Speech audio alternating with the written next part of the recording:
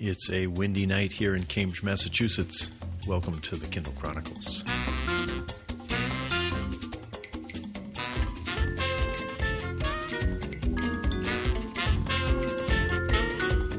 I'm Len Edgerly, and today is Friday, April 30th, 2021. My guest this week is Kjersti Egerdahl, Senior Editor at Amazon Original Stories. And she has worked with two authors that we've spoken with here on the podcast.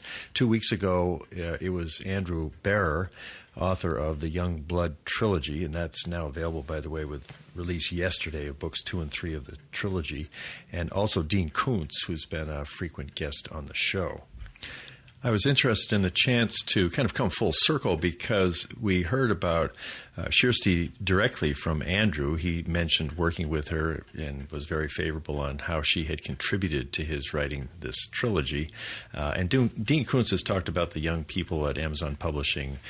Amazon Original Stories is an imprint of Amazon Publishing. So after having gotten some information about the authors as to what these staffers, editors are like at Amazon Publishing, I really enjoyed talking to Kjersti and getting some insight, not only into Amazon Original Stories, but in her work and how she approaches it. You're going to hear a high level of energy and passion about the work that she's doing, which, as usual, is pretty innovative. Also this week, the return of the Amazon Treasure Truck, a notable first-place finish for Amazon in a ranking by LinkedIn, and new 10-inch Fire tablets. Plus, I'll have an audio tech tip for you. Let's get started. This first story I want to talk to you about, I just saw a few minutes before putting the notes together and getting ready to talk to you. It was a press release from Amazon. The title is LinkedIn Names Amazon #1 Company Where Americans Want to Work in 2021.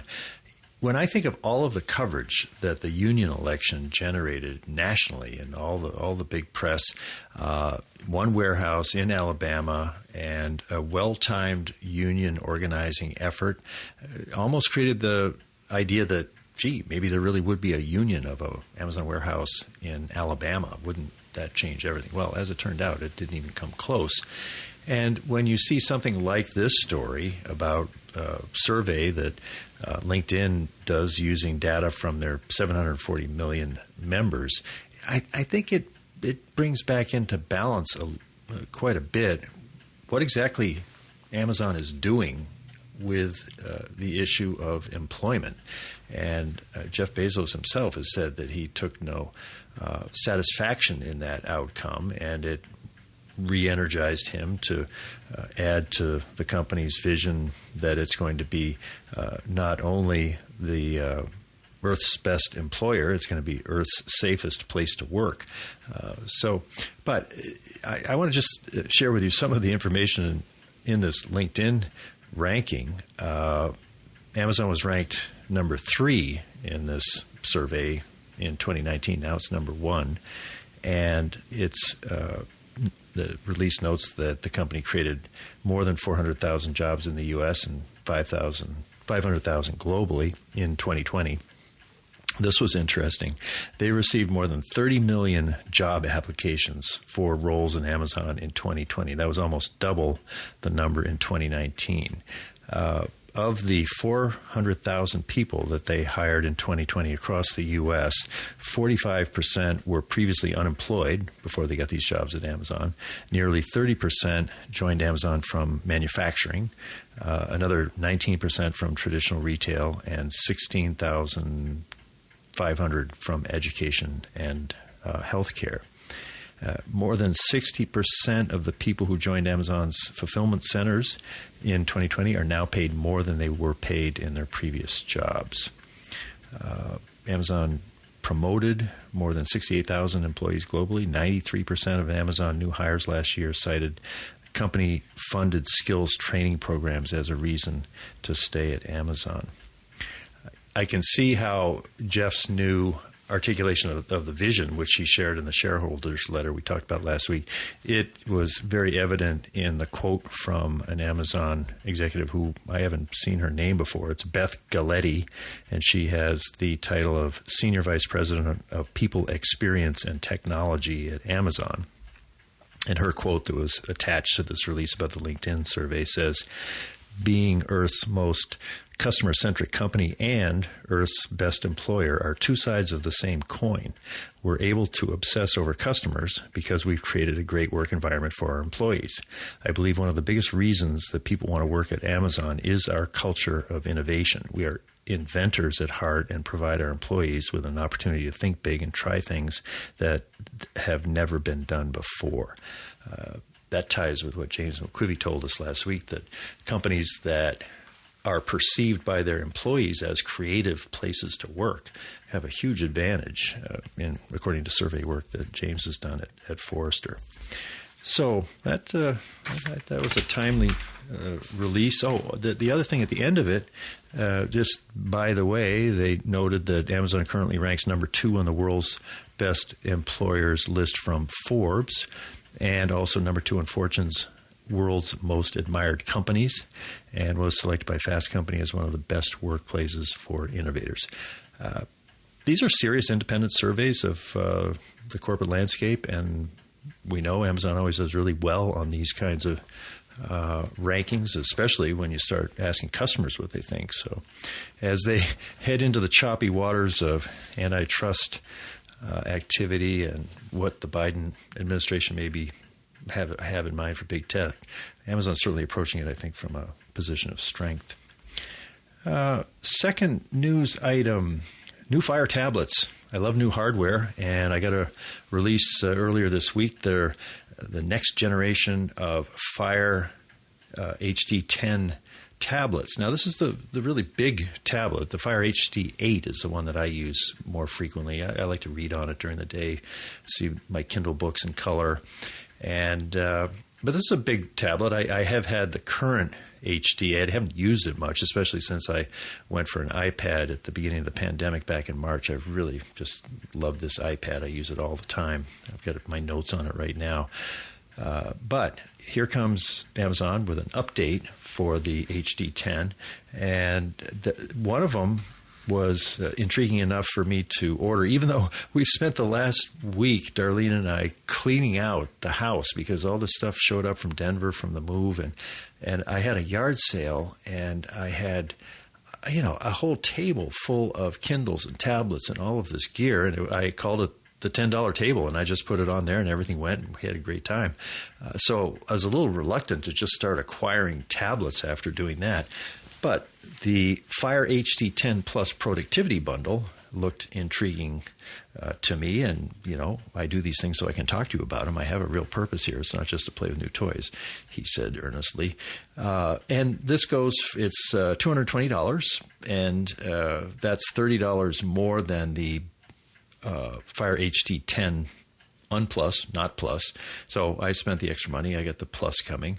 And it comes with a Bluetooth detachable keyboard case, and it's designed by Finty, which is a company that makes my favorite Oasis cover. It's just a really elegant cover for the Oasis that folds into a stand and all of that. So I think that's promising that they designed this keyboard. I doubt it's going to be as sexy and wonderful as the Magic Keyboard I have for my iPad Pro. And the new Plus has a premium finish, soft touch. I think I picked a color turquoise, one of Darlene's colors more than mine.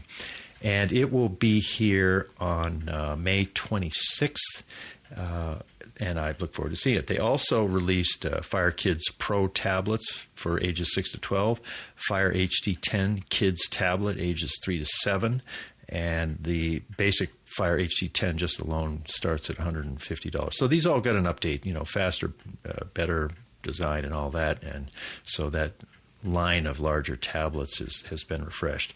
Now, I sort of live in two worlds, because the iPad Pro that I am using right now is much more expensive than these tablets.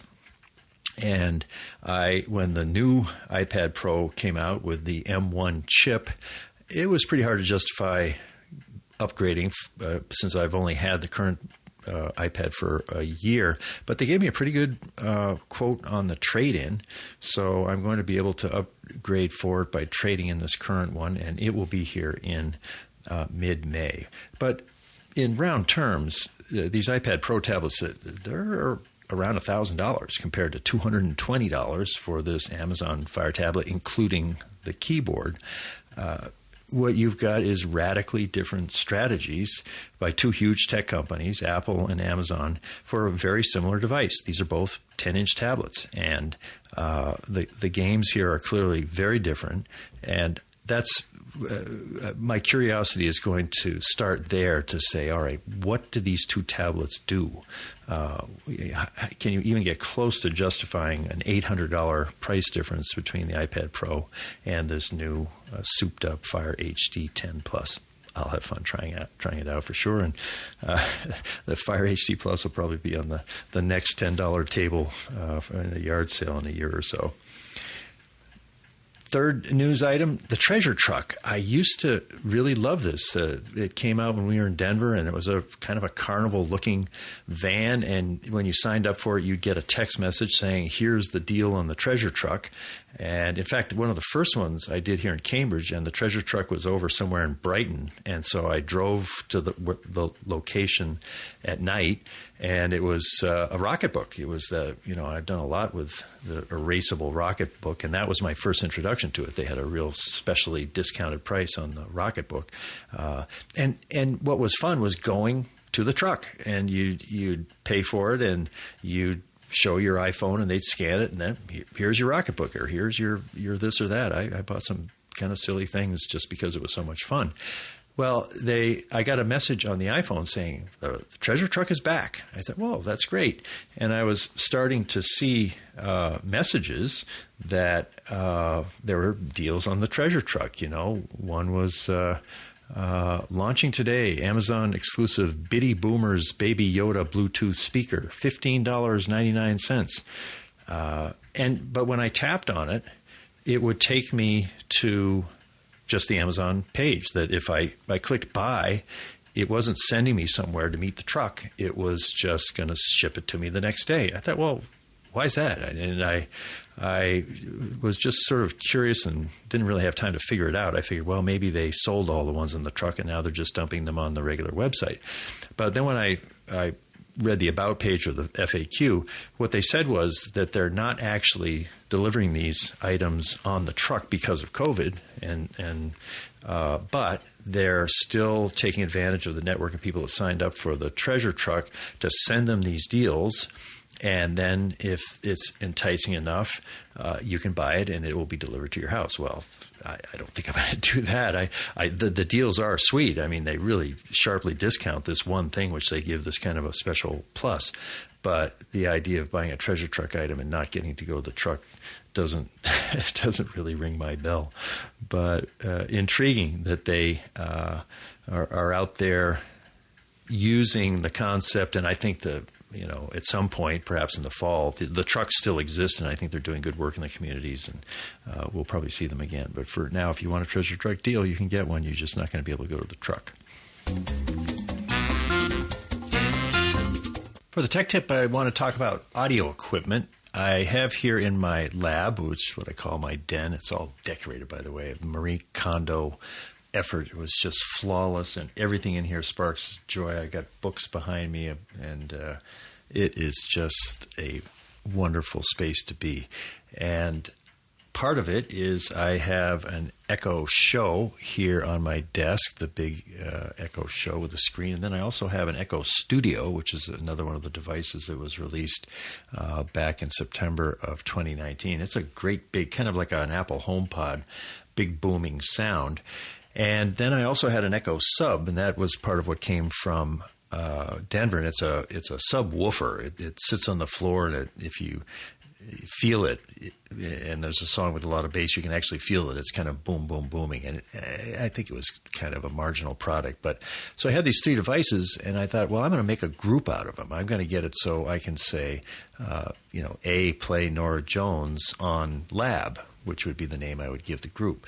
Well, this sparked all kinds of complexities and talk with my Comcast Xfinity guy because it looked like the different devices were grabbing different Wi-Fi networks. One was the 2.4, one was the 5.0, and I had to straighten that out. And then I have an Eero extender to my network, and that was causing trouble.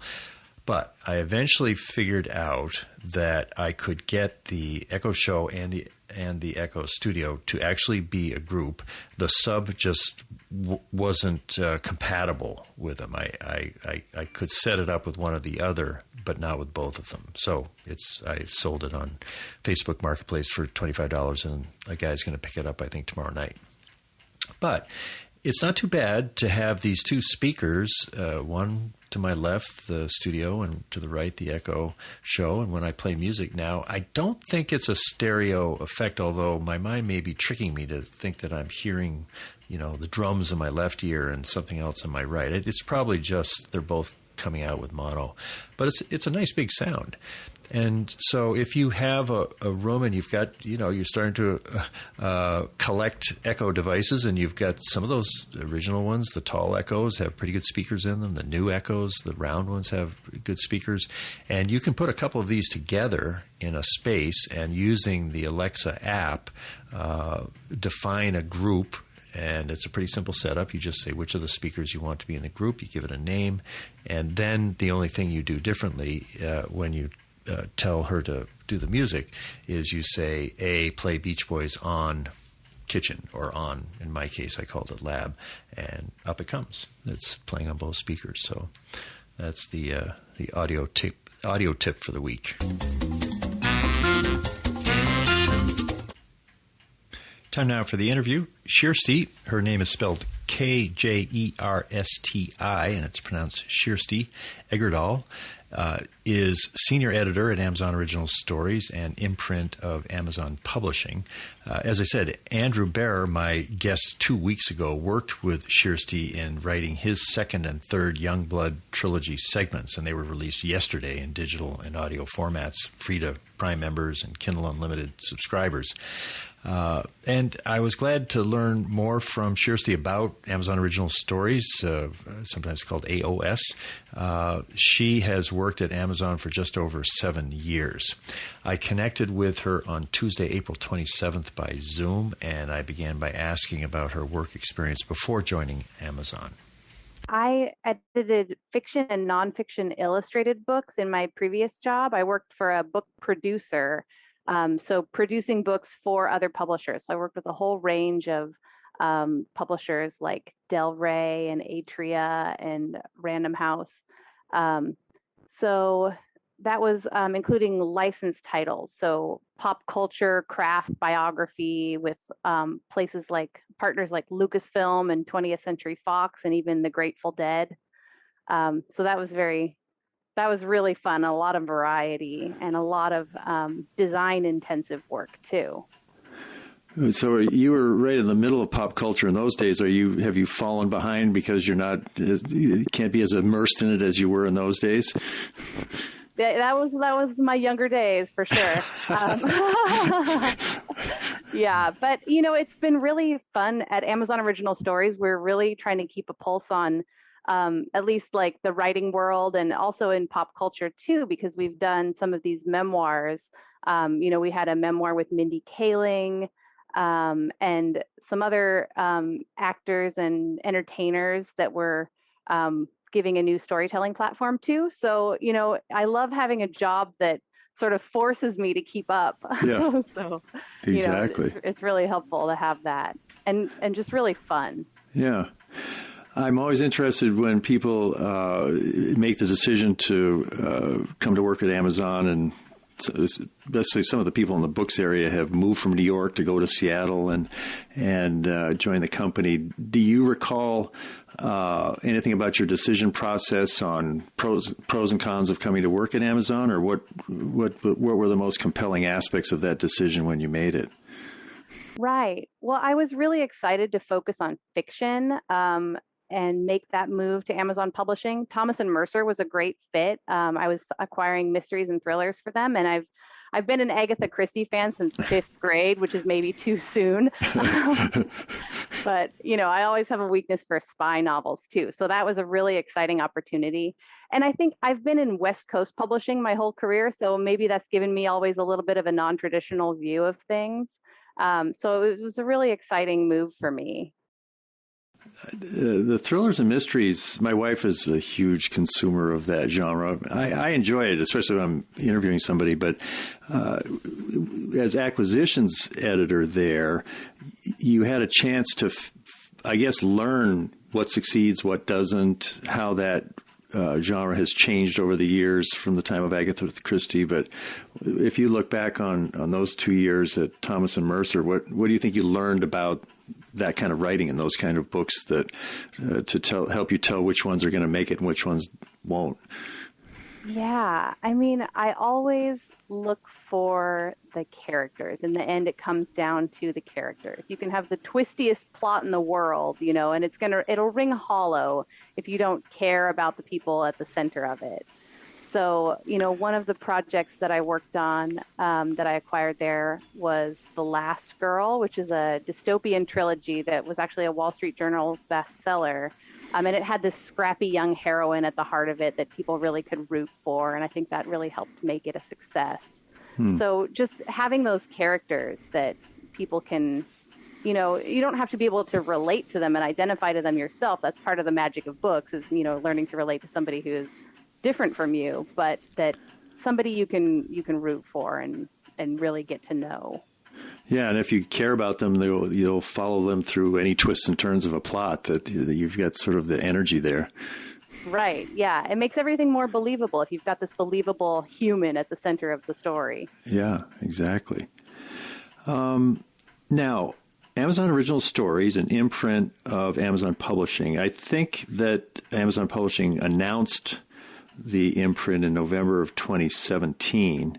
And were you involved in kind of the genesis of it, or did you arrive after it was pretty much underway and you were joining it after it had been imagined and created? Yeah. So Amazon Original Stories launched in November 2017. And then after that launch, I was part of the launch of the collections experience.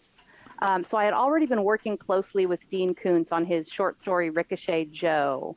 And editorial director of AOS, Julia Summerfield, invited me to move over full time and help build out the fiction program and launch the collections product. So she had already sort of set the vision for this, how the short content would become a new focus and a new area for Amazon Publishing.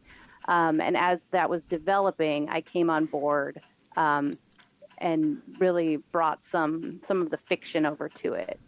Now, what was the collections experience? Was kind of a subset of Amazon Original Stories. What was the idea behind the collections? Right. So the collections, it's a way to group together several short stories on a theme and really sort of reduce the barrier to entry by making everything available with one click. You can download all, 5 or 6 stories in ebook and audio. They're all available in Prime Reading and Kindle Unlimited. And the idea there is that everybody can find something that they like there. They get a new unexpected story from one of their favorite authors, and they get introduced to brand new authors within just a few hours of reading or listening time. So it's an easy way to try new things. Well, it's smart just as I think about it, because I might see a collection. Like I saw one that was out not too long ago. Curtis Sittenfeld was part of a collection about money, or what was the theme of that one? The Currency Collection. Yeah. Yes. And, she's somebody I know and greatly admire. So the idea, I'd love to get this collection because I know her. And then it's already on your Kindle. You've read her. You go to the next person. So it sort of draws you toward people, kind of eliminating the barriers from switching from one thing you're reading to the next, which has got to be good for authors because they get more exposure, and probably good for readers because you widen our horizons a little. Yeah, and it's another path for authors to try something new as well as readers to try something new. So, sometimes it's the prompt that'll draw in readers. Sometimes they're interested in that theme, and sometimes it's seeing a name that they know or maybe somebody they're familiar with and another name that somebody they've been meaning to try. So hopefully that, meeting people where they are, I think, is what we're all about. You can get the audio format, the ebook format. You can get somebody you have heard of and somebody you might never have come across otherwise. Just a great tool for discovery, I think. I think it feels good as a reader or a customer to have the choice, but I can use one of my Kindle Unlimited borrowings to get the whole collection, I think, or I could just pick a few. Is that how it works on the Kindle Unlimited side? For Kindle Unlimited and Prime Reading, each story is its own title on your bookshelf. Oh, okay. So they would count toward the 10, each one. Okay. Right. And so we keep it below that limit of 10. I think most collections are 5 stories, 5 or 6. If I wanted all of the stories in a collection in one kind of file on my Kindle, is that where I would buy it for $1.99, or is there a way to get them without having to go back and get them individually? It's easy to download them all with one click, but you do get all 6 files. I see. We do, I should mention, we have for Audible created collections as omnibuses pretty often, where that is a single audio file. That's more like getting the whole album instead of the singles. The length of it is interesting because the Amazon Original Series, it's 10,000 to 20,000 words is kind of the range that you're looking at usually? We'll go a little shorter. I think the shortest we've done is maybe like 6,000 or 7,000.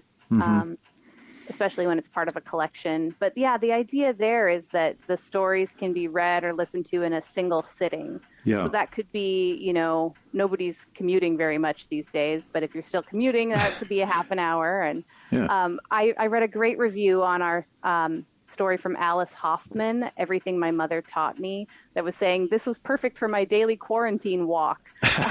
So if all you can do is walk around your neighborhood, we'll keep you company. Yeah. But, the longer end of things is a couple of hours, so that might be a lazy afternoon for you.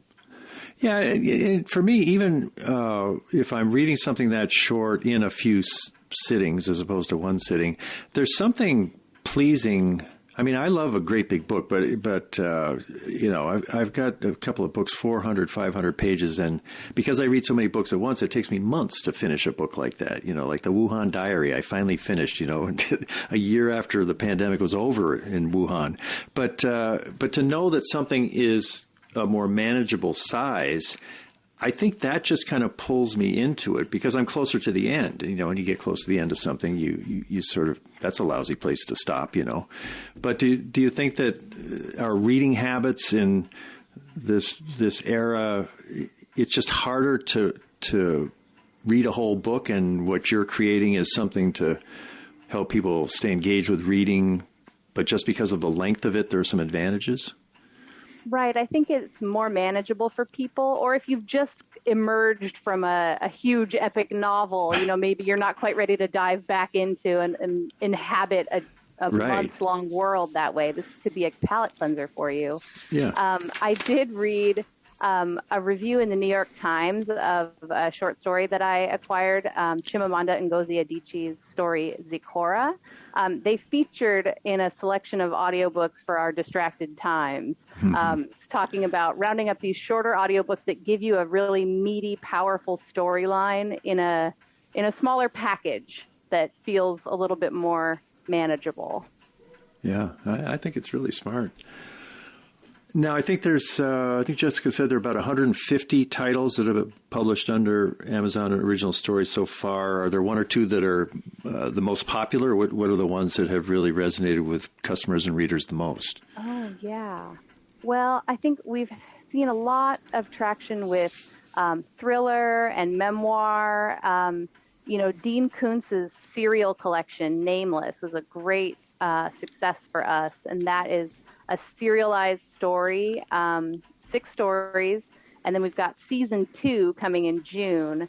So that's around dozen nameless stories, and that'll be the grand finale. So that's a thriller.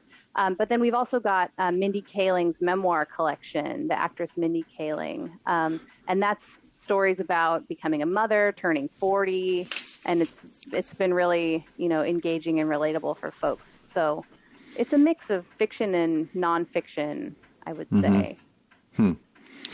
I've spoken with Dean a couple of times, and one time about the Nameless series, most recently about his latest full-length book.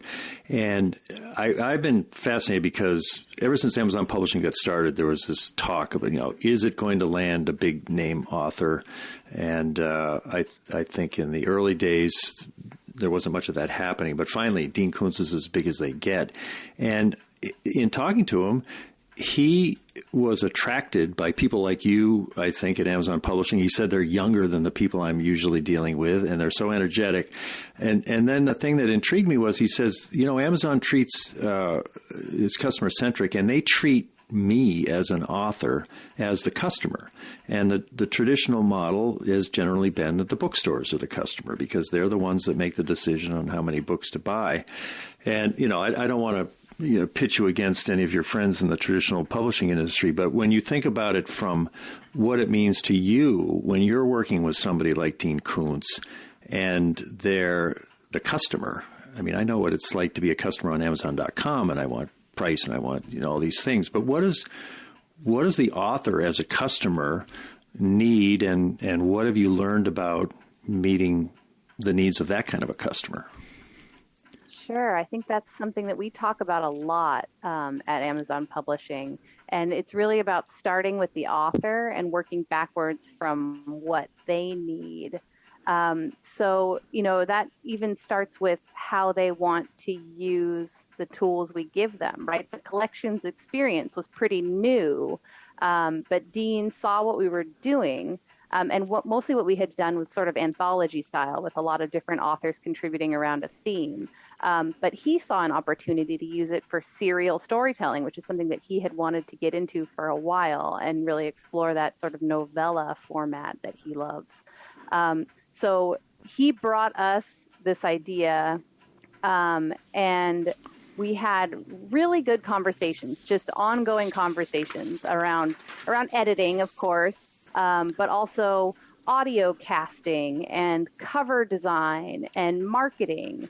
So Dean is really engaged, and he's really eager to try new things, and he's just been such an ideal partner for Amazon Original Stories, and now for Amazon Publishing. Right.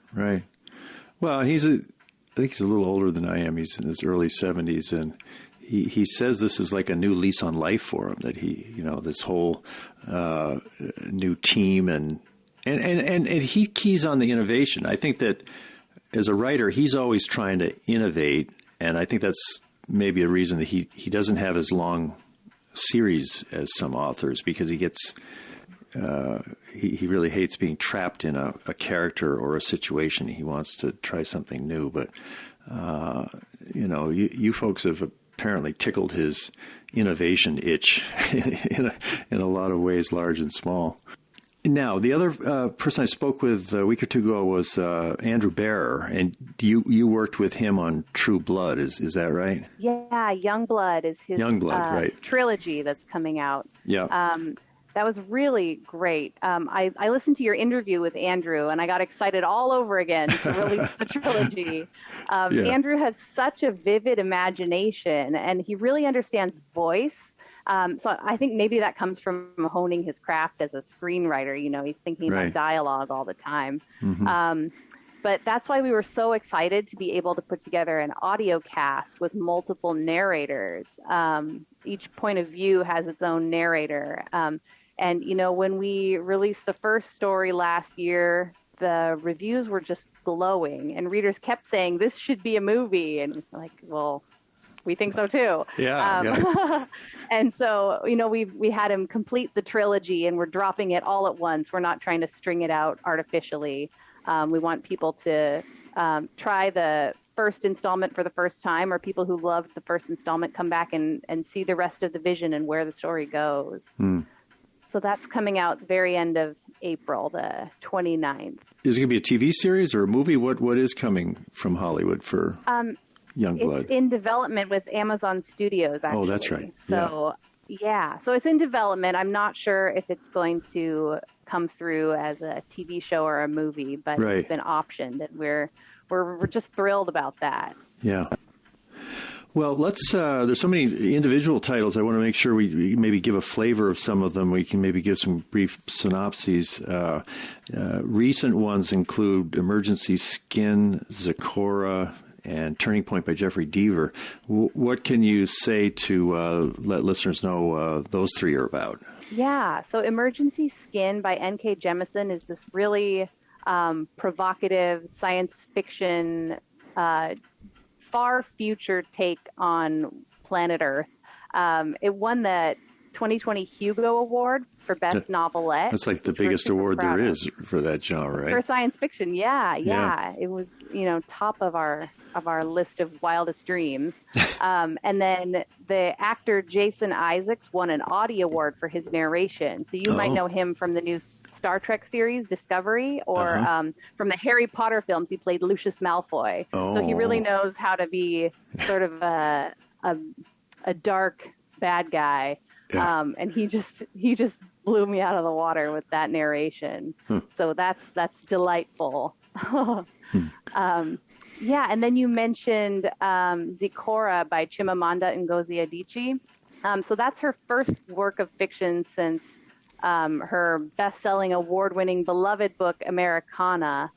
And it won the Audiophile Earphones Award, and it was listed in Audible's Best of 2020.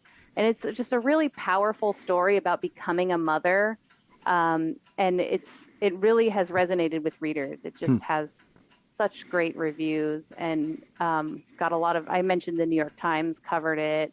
It got a lot of attention, and I think people were really eager to hear something new from her. And then I think you also mentioned Turning Point by Jeffery Deaver. Is that right? Yep. Yeah. So that just came out in January, and that is our seventh story from Jeff is just an inexhaustible fountain of ideas. It's wonderful. And this story has a character that we love to hate. So I mentioned somebody you can root for. I don't know if you're going to root for this guy, but you're going to want to find out what happened. Root for their demise. Yeah, but it's just really fun. And then we have another story coming from Jeff later this year about a history professor investigating his wife's death. So he's just always switching it up. It's so fun to just try and keep up with him. Yeah, I'm sure. And how about titles that are coming out in the next few weeks or months? What's exciting that's on its way? Yeah, 2021 has already been this exciting year for AOS. We've had new stories and collections from a range of authors. You mentioned Curtis Sittenfeld. She's in a collection with Kiley Reid and Tom Perrotta and New Yorker staff writer Jia Tolentino. And we've had a single from Susan Orlean, and we're about to publish an essay on motherhood by Jessica Simpson called Take the Lead. And then I'm really excited about a new psychological suspense collection coming up from Lisa Unger. It's called House of Crows, and it comes out May 27th. It's just delightfully creepy. And then there's more projects on the way. We mentioned Dean Koontz. That's the killer finale to the Nameless series. We've got another short story that's more speculative coming from Chimamanda Ngozi Adichie. And we've got Roxane Gay lined up. Kiki Palmer, the multi-hyphenate entertainer, is doing a project with us. There's a lot more on the way. I'm not. What's a multi-hyphenate entertainer? Well, it's like a musician / actress / producer / writer. That's where the humor is. I can imagine it. Yes. Yeah. It's so fun. I keep using the word fun. I feel like that's a theme here. Yeah. Well, and it's an unusual one given that so much of what you have to do involves horror and things that there's a lot of fun in being scared, I guess. Yeah. Well, right. And so, some of it's really emotional family drama or heartfelt memoir. But I think overall having it in these bite-sized pieces. I think it lets people try something they might not have. And, even if it's a tearjerker, it's still an experience and gets you out of your comfort zone sometimes. So in this past year, and as you've made choices going into 2021, of course, the pandemic has been kind of the theme music of everything that we've been doing. Does that inform your choices and what you're looking for in stories, and or do you have some sense of how you're helping readers get through the pandemic by the kinds of choices and the work that you're doing with AOS? Well, I think we've always been committed to figuring out what readers are hungry for. And I think people are still hungry for works in popular categories like mystery and thriller and sci-fi and fantasy and historical fiction.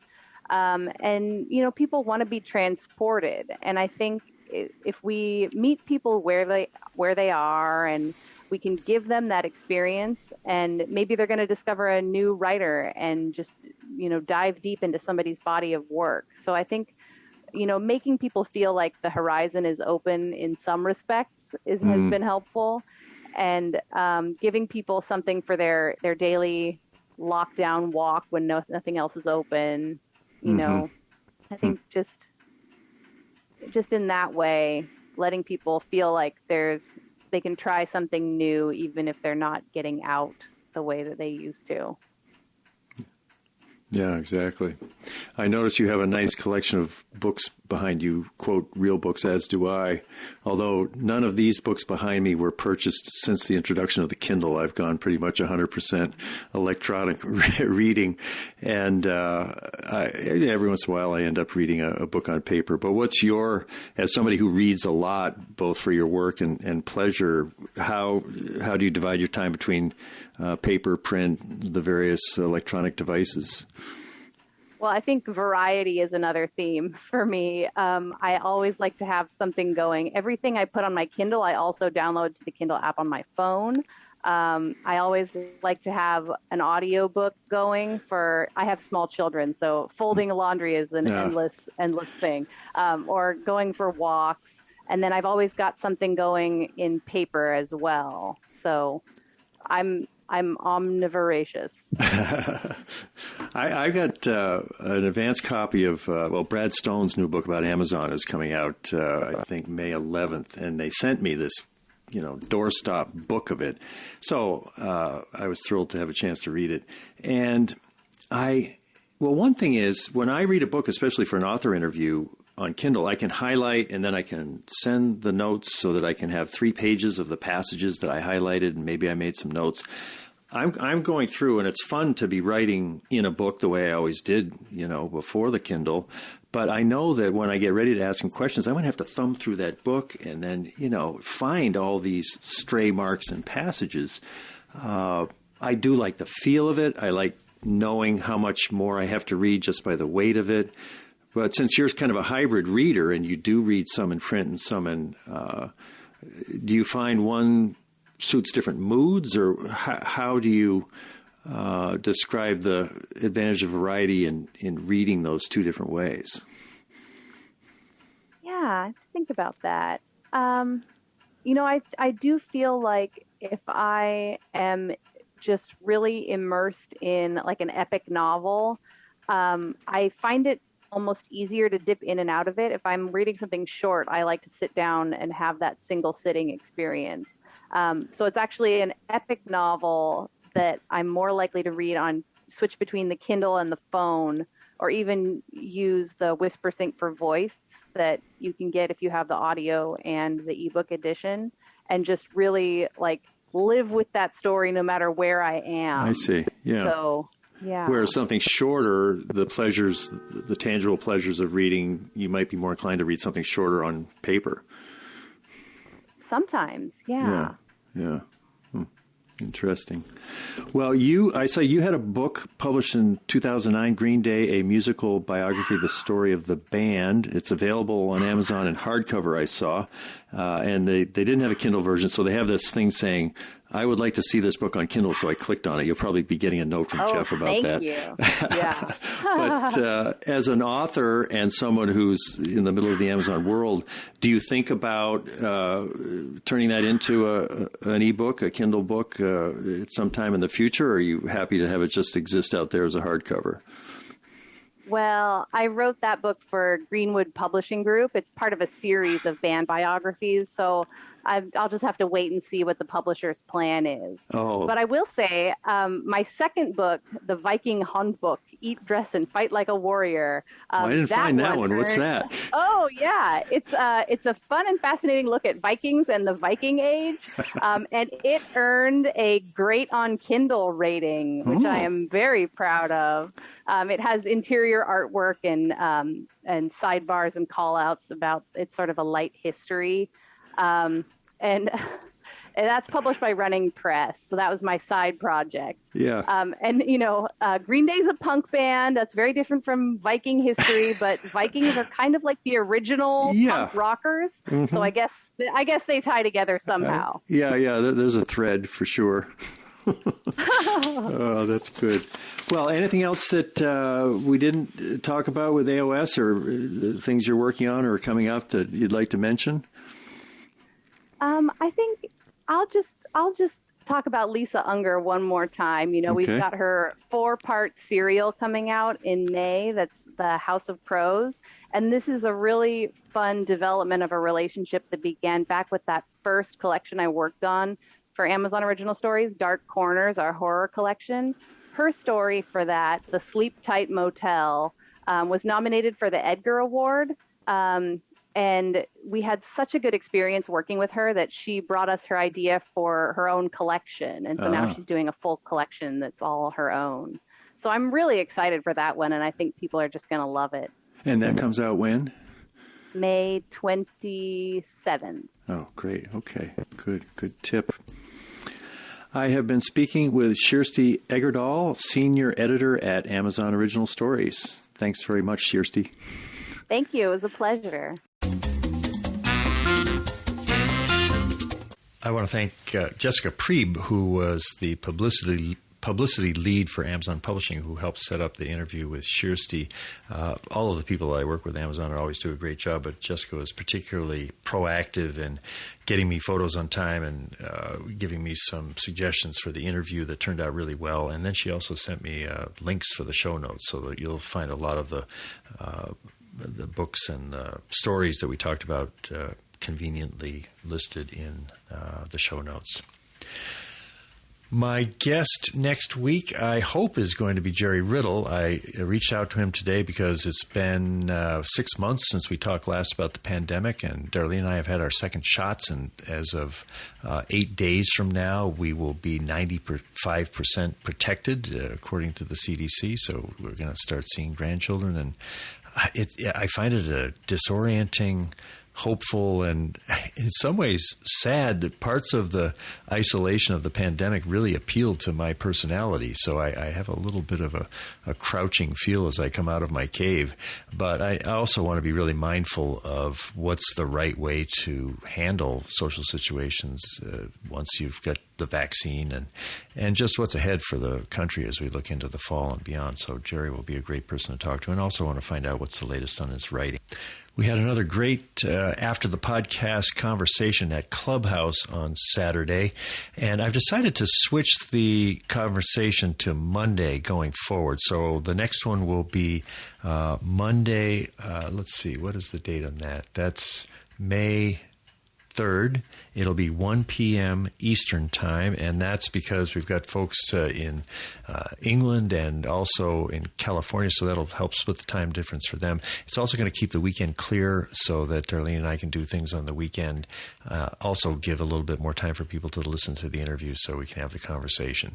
If you need a Clubhouse invitation, I've still got some. Send me an email at podchronicles@gmail.com. Include your mobile phone number because they need that to sign you up for Clubhouse. And then once you're in, you might want to join the Reading Edge Club, which is how I distribute the information about events. At this point, it's just the weekly conversation after the show, which going forward will be Mondays at 1 p.m. Eastern Time. I hope I'll see the regulars there and some new faces. And well, I don't see any faces there. It's all audio, but some new voices to talk about the interview and anything else that is on your mind.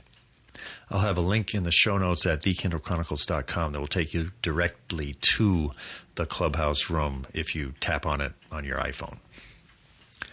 Yesterday, April 29th, was my mother's birthday. She would have been 92. She passed, it'll be 2 years in August.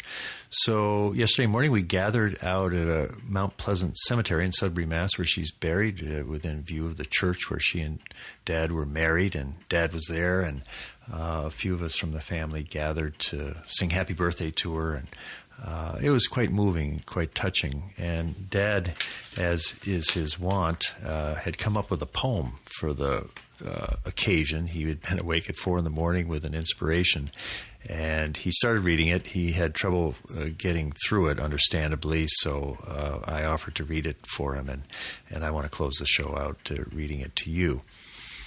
It's titled April 29. Let us keep this day in mind in every year when it comes around, a person we knew of a different kind, who gave the word love a special sound. When you first saw her, you already knew that she would bring happiness to you. Rest in peace, Lois Stiles Edgerly. And the other thing that happened was that the book that my friend Ben Beach has been working on for over a year, I set a personal deadline of having copies of the paperback available on Mom's birthday, and wouldn't you know, they showed up yesterday. And when Dad got back to where he lives from the cemetery later that day, a copy of the book, Beside the Golden Door, The Life of Lois Stiles Edgerly, was ready for him to enjoy, and he loved it. And one showed up at my sister Stephanie's house, and Ben got one in Maryland, and I got mine, and it's a wonderful tribute to a woman the like there has never been. And as the years go by, we're really going to be glad to have this story of her life and times as pretty much a private publication for family and friends. Thanks for listening, and talk to you in a week. Bye.